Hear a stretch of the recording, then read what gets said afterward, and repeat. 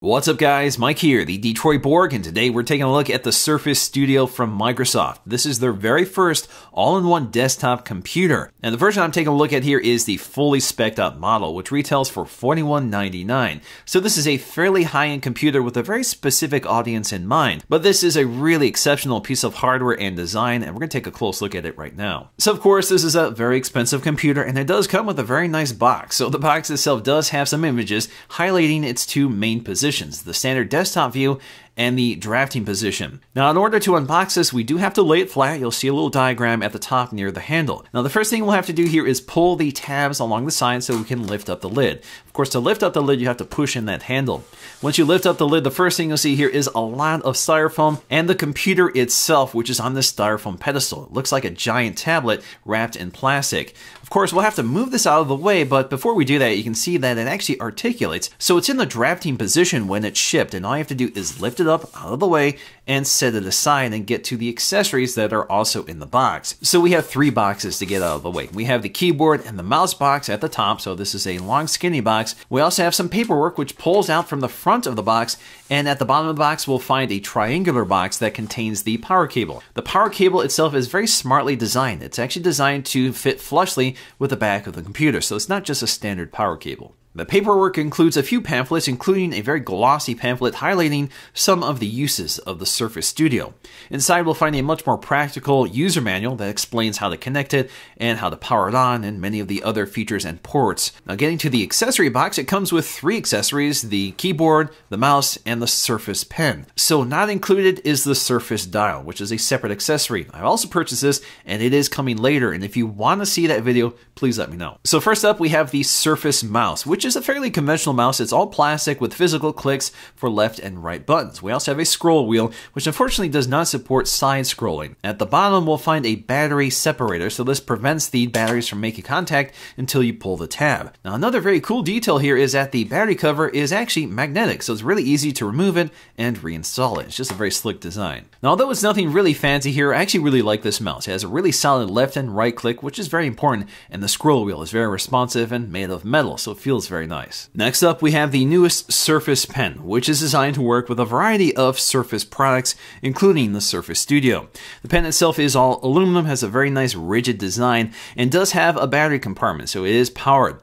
Now you can remove this by twisting off the top of it, and you'll see that the battery just slides out. The battery itself is a quadruple A battery and should last about a year depending on your use. The pen itself is actually flat on one side, and that's because it can be magnetically attached to the side of the display on both the left hand and right hand side. Also along that side, which is integrated into the rubber strip that protects it from scratching the aluminum, is a button, which can be used in a variety of ways depending on the software you're using. Also at the top of the pen is a clickable button. This can be used as an eraser, but if you click it, this will also activate different features depending on how you have it programmed. So this can be configured under settings, but in the case of the Surface Studio, a single click actually brings up an action center that allows you to activate apps that can take advantage of the Surface Pen. So that includes things like taking a screen grab or composing a virtual sticky note, which you can place anywhere on the desktop and it stays there persistently. Also included with the Surface Studio is this full-size keyboard. This is an aluminum keyboard, so it feels very nice and rigid. It also includes a full number pad along the right side and a ton of dedicated function keys for things like bringing up the action center, showing your desktop, and a ton of other standard features such as media controls, volume, brightness, as well as search. Now just like the mouse, it also has a magnetic battery enclosure built into the stand in the back.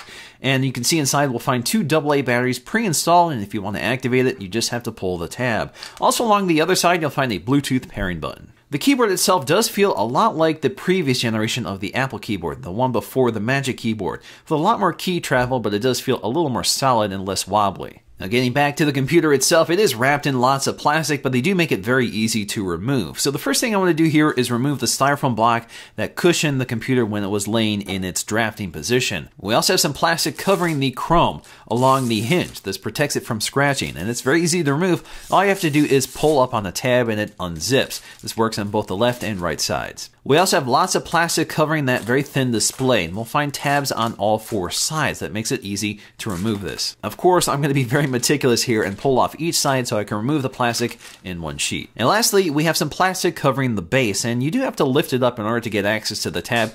And otherwise, all I have to do is pull up and it pulls off in one sheet. So in terms of design, it's really stunning. It's all aluminum, chrome, and glass. The only plastic you'll find here is on the bottom of the pedestal, which is part of the cooling system. It also allows the computer to be moved around and repositioned without sliding across the table. Now the first thing I'm going to do here is boot it up for the first time, and you'll see that the power controls and the volume keys are along the lower right side, very much like a tablet, so it's kind of unusual to see that here, but it is really easy to access. Now the setup process does include configuring the Windows Hello feature, which allows you to use your face to log into your computer or to make purchases within the Microsoft Store. Now Microsoft spent a lot of time focusing on the display technology here. This is a very unusual display in a number of ways. This is a 28-inch PixelSense display with a 3:2 aspect ratio. The display itself is laminated to the glass, and the panel is very thin at 1.3 millimeters. According to Microsoft, that's the thinnest LCD monitor ever built. The enclosure itself is only 12.5 millimeters thick, so that's edge to edge. The entire back panel is a very thin 12.5 millimeters.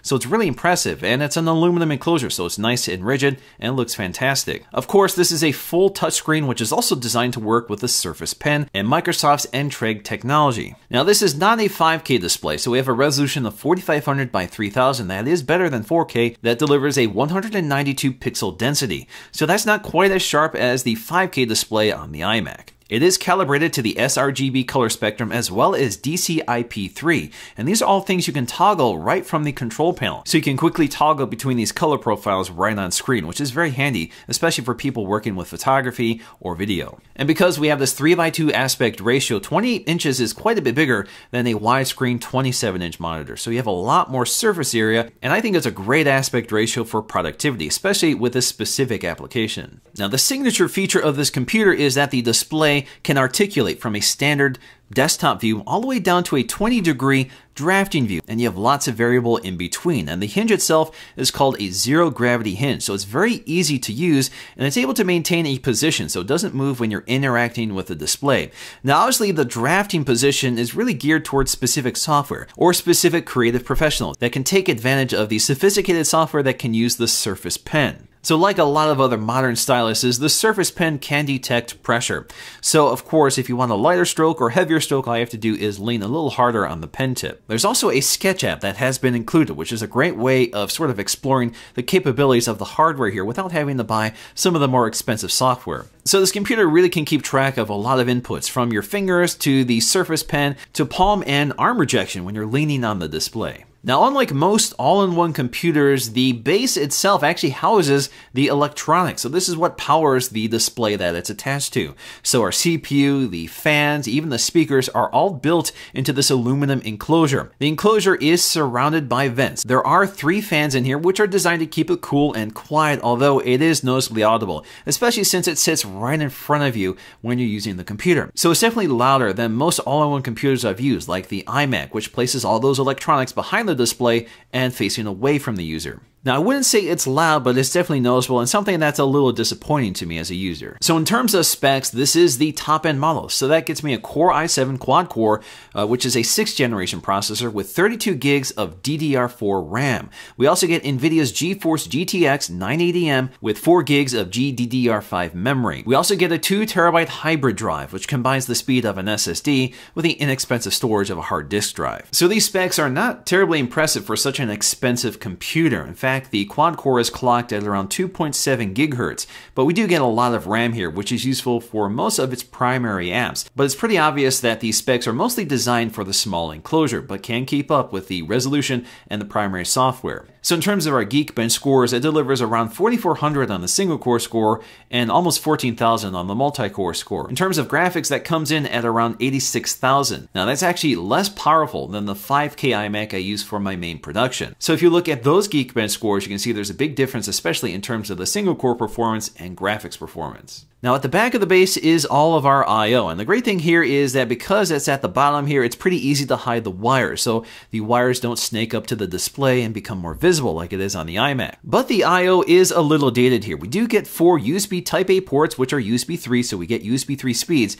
but we don't have Thunderbolt here. We do get a display output, so if you want to connect an external display, you do have that, but unfortunately no Thunderbolt in this case either. Of course, we get a 3.5mm headphone jack as well as an Ethernet port, and we do get an SD card slot, which is somewhat inconveniently placed, but that's not terribly unusual in computers like this. Now there is a really impressive set of speakers built into the base. They're stereo 2.1 speakers with Dolby Audio, and it's really impressive. They're extremely loud with a good amount of range, and it's pretty immersive. Initially, it was actually kind of hard to pinpoint where the speakers were because it sounded like it was coming from around the display. So it is a really nice set of speakers. The only problem here is that as soon as you lower the display, the quality changes a bit. So let's go ahead and demonstrate that. It does explain how to use the touch controls at the top, in addition to some of the voice commands you can use on this device. We also get a flyer that highlights some of the optional bases you can swap out, which includes both fabric and metal styles. Now if you look at the top center of the display, you'll see quite a bit going on here, including 2 cameras. One of them is a Windows Hello camera. So basically this is the face scanning camera that allows you to unlock the computer using your face, and it works pretty reliably. There's also a set of infrared LEDs that light up your face for that feature. There's also a 5 megapixel 1080p front-facing camera, which delivers fantastic quality. It's definitely better than something like the FaceTime HD camera on the iMac. We also get a set of dual microphones, and that's designed to work with the Cortana feature, so you can command your computer from across the room and reliably talk to it. Now this is a feature that's turned off by default, so you'll have to turn this on under Cortana settings. You can also train it to your voice, so not everybody can access this. And unfortunately, it only works if the computer is awake, not when it's sleeping. Now I do a lot of video editing on this computer, and it works fantastic. So 4K projects with this large display look great, and it seems to be able to keep up with it. It also goes without saying that this definitely is not a gaming computer, although it can keep up with some major new titles. But you'll have to scale back performance, and you definitely can't game at the native resolution. But of course, I'm not the primary target for this computer. I really don't have a need for a touchscreen or a digitizer because I'm not that sort of creative professional. So if you can, there's a ton of benefits to having this large screen and this fantastic display technology. But it's also a really nice all-in-one computer. It's got a great touchscreen, a fantastic display with a lot of screen real estate for productivity. It's got a great audio system, but there are a few complaints that I have, and that includes the sound coming from the base, which is a little too loud. In fact, that means I can't use it in my studio because it makes too much noise for the microphone. It's also a little expensive for a computer with somewhat outdated specs and I/O, so it'd be nice to see these updated next year. But otherwise, if you are a creative professional that needs a touchscreen and a great digitizer, this is a fantastic option and you won't find anything else quite like it. Alright guys, hope you enjoyed this look at the Microsoft Surface Studio. If you did, please give it a thumbs up to let me know, and I'll see you again in the next video.